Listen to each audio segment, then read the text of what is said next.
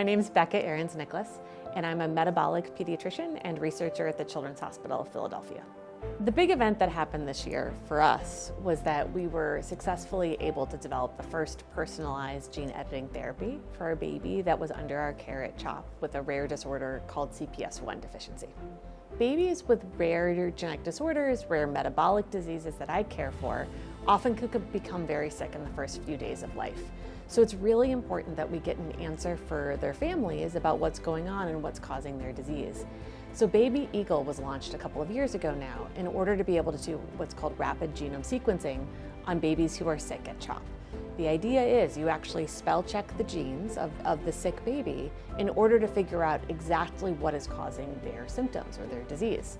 And so in our case, for KJ, we were able, by the time he was a week old, to know the very specific difference in his DNA that caused him to have CPS1 deficiency and to become sick.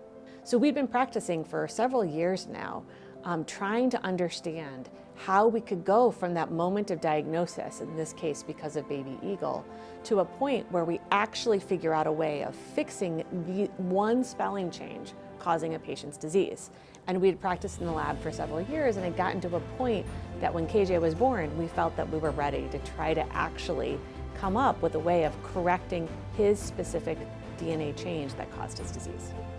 And so we are working really hard to expand this to not just other patients with CPS1 deficiency, but other urea cycle disorders, other genetic diseases of the liver, and really even beyond that.